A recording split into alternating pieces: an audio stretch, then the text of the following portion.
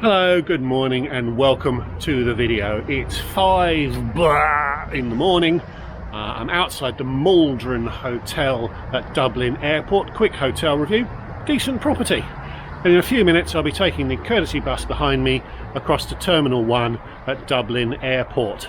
Travelling today on Qatar Airways, 2 flights today, and it's going to be a game of 2 halves, Trevor.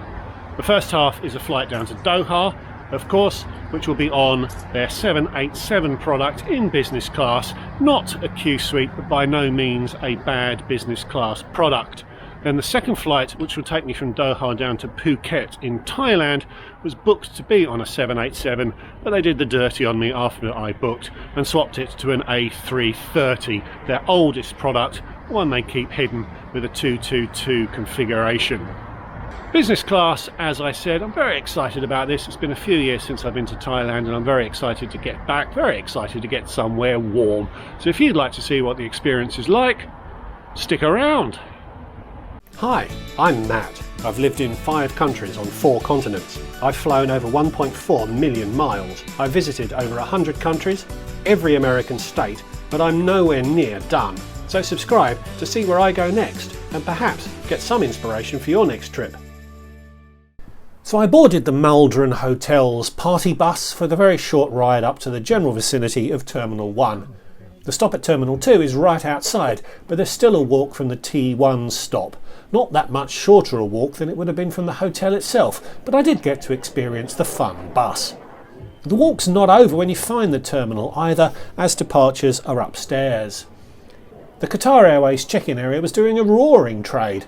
I'd seen some publicity on Head4 Points that Qatar was demanding insurance coverage even for those transiting Doha, but I wasn't asked to provide anything, so perhaps that was just a short-lived requirement. Thailand is fully open for business too, so no vaccine records were required. My business class ticket entitled me to use the fast track security lane. T2 had been absolutely heaving when we passed it on the bus, but it was far calmer in T1. Straight through the checkpoint to load up the scanning bins. The lounge I'm familiar with and have reviewed before on the channel is located right above the security point, but as a business class passenger with Qatar, I was entitled to use the East Lounge, which is located between the 2 terminals, so called as it caters for passengers heading east. Passengers heading west, which basically means to the United States, enjoy pre-clearance privileges in Dublin, so get access to a lounge the far side of the US border. The East Lounge seems to only be available to premium passengers. Status holders travelling in economy on Qatar needed to use the more basic lounge back at the security point. There's also a Dublin Airport membership scheme called the Airport Club, which does allow access, plus the airport's website suggests it is accessible for a fee. And it's nice enough, with a bar, a variety of seating options and some good apron views. I was a little disappointed that there were no hot food options at that time of day, as I could have murdered a sausage. That QR code yielded allergen info rather than further food options. But the cold options were good and tided me over until the brekkie on the plane. I passed a pleasant hour watching planes getting de-iced before heading to my plane for my first flight of the day. And I timed it well as boarding was commencing just as I arrived. Through the usual checkpoint, then down some stairs to another checkpoint, which was a little odd, particularly as this second team only checked boarding passes and not passports.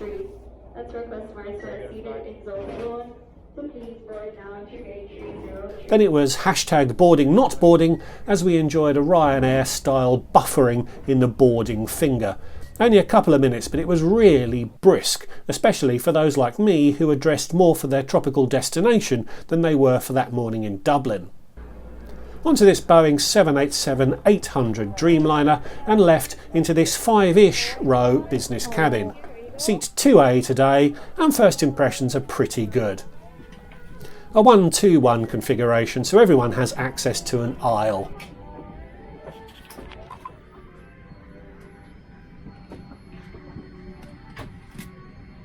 Middle seats are turned inwards, so are okay for couples travelling and would also be okay for single travellers as you're not right on top of your neighbour.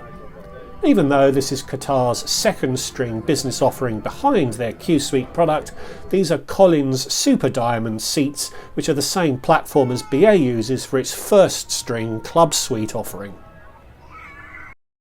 In front is the large screen, underneath which is the table, and then the inevitable foot cubby. Not huge, but no foot cubby is, and there are a few lumps and bumps which intrude, although I quite like the fact that it tapers without any abrupt edges which can rub against your calves when you're in flatbed mode. A very large shelf sits behind you over your shoulder, which was preloaded with amenity and hygiene kits, water and safety cards.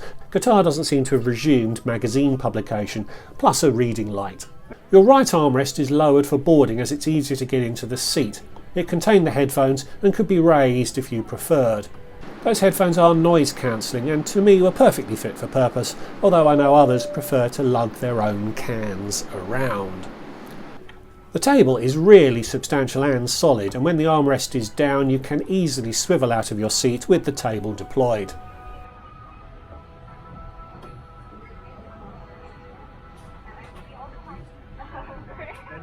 To your left is the seat control panel. Lots of buttons, but essentially only two axes of movement for the seat, with the leg rest moving independently from the seat back, and perhaps a third if you include the lumbar support. Many seats these days offer more degrees of movement, although the seat was very comfortable for this 7-hour flight. And here's the control for the right side armrest. Also to the left is a good sized storage bin into which I'd parked the amenity kit, and in front and to the right of you is a shoe drawer. My clogs just about fit, but I wouldn't expect knee-high boots to fit comfortably into the space if that's more your style. I have no complaints at all about the quality or quantity of storage offered by this seat. Rounding things out are overhead lights and air vents. That amenity kit was Diptyque branded, and I'm reliably informed that this is all pretty good stuff if that's your sort of thing. Potions and lotions, and that box contained an eau de parfum. I assume it was a unisex offering as the box was on my seat before I boarded and it looked like everybody got the same. That sock pack included an eye mask and ear bungs. Something was up with my flight, as in addition to that bonus security check on boarding, the ground crew had ordered the flight attendants to not open any champagne before takeoff, so only OJ and water were offered as pre-departure beverages. It was only 7 AM, so it was a first world problem for sure, but it was a little unusual and some of my neighbours were a little annoyed. Plus an icy cold towel. Given it was below zero outside, a warm towel would have been much better received. I'd just watched other planes being de-iced from the lounge, but we didn't need to be, so I shoved back a few minutes after the scheduled time and were quickly off towards the runway, and up into a gloomy Dublin dawn, which alongside the somewhat grubby windows made for quite a disappointing show that morning. Pleasantly soon after takeoff, the champagne famine was ended and all was right with the world. I try to jump into the time zone of my destination as part of my jet lag management strategy, and so although it was 8 AM in Dublin, the sun was well over the yard arm in Thailand. The warm nut famine was similarly ended. Cheers!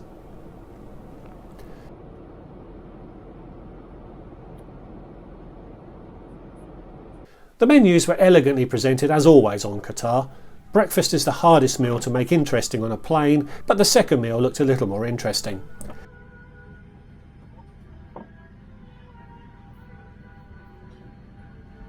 The usual comprehensive drinks offering, plus a separate wine menu with the usual broad offering and detailed explanation of the wines on offer.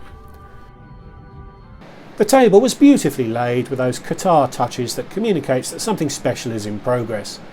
I said breakfast is a tough meal to zhuzh up, and Qatar attempts to distinguish itself by offering a starter, an assiette of cold cuts and cheese, followed by the asparagus and ricotta omelette. Both were really good. An early visit to the loo, and there were some additional amenity bits and bobs, dental and shaving kits, as well as some premium smellies for those in the business cabin. The loo was nice enough, it was kept perfectly clean, and having access to a window is always a bonus. I'll come back to the windows later, but they were locked into dark mode after breakfast. I said there were 5-ish rows in the business cabin. Just behind this somewhat token effort to create a communal area for business passengers are 2 more seats.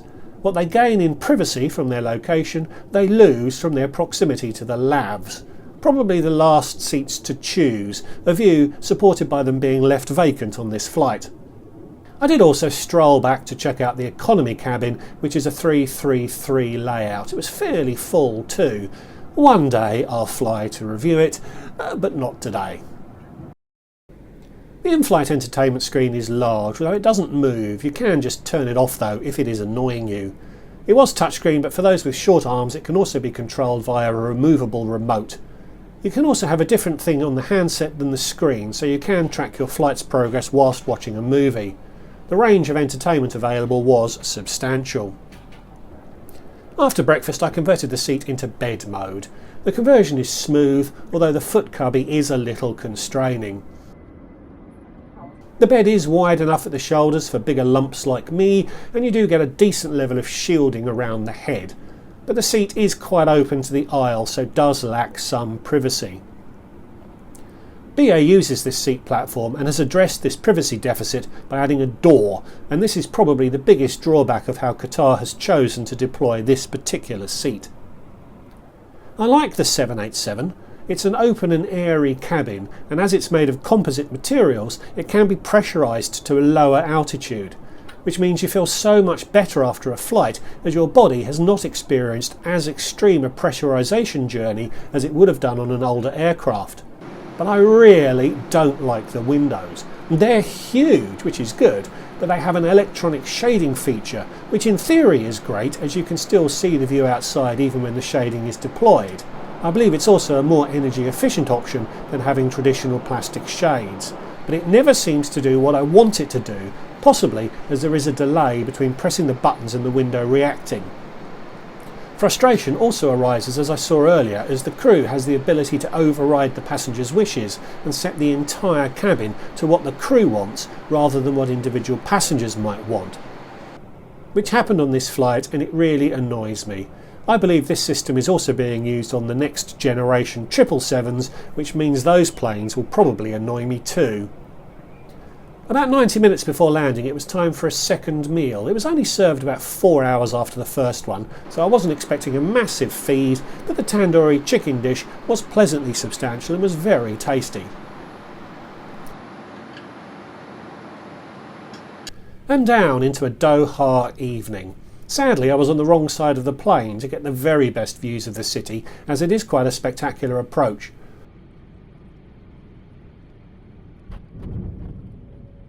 A short taxi and we pulled up to one of the new gates recently opened at the far end of the terminal, which in turn led to a new transfer security checkpoint, which, quite frankly, was a bit of a shambles. There's usually a premium security lane, and there were certainly signs indicating that there was one here, but it seemed to have been subsumed into general use, and the surly and extremely stressed staff who were trying to manage the passenger flow were quite rude and seemed to have little idea of what they were doing. It took perhaps 20 minutes to get through, even with those newfangled scanners which don't require you to remove stuff from your bags, and through into the airport's new orchard area. A fairly shameless attempt to mimic Singapore Airport's Jewel, albeit an attempt without a massive central waterfall. And I'm actually going to end this video here. The flight onwards to Phuket was a very different experience, and I'm going to give it its own breathing room by featuring it in its own video. In that video I'll also talk about how much this flight cost. But even though it's Qatar's second best business class offering, their 787 business product is really strong and is well worth consideration. It lacks some of the privacy of seats built on the same platform, but the superior quality of Qatar's service makes up for this in my opinion. So thanks for watching, I hope you enjoyed it. Please give the video a like, please subscribe if you're new, and leave me a comment if you've flown on Qatar 787. And if you'd like to support what I'm doing more directly, there is a Patreon account, the link to which is in the description below. So thanks again for watching, and I'll see you all in the next one. Goodbye.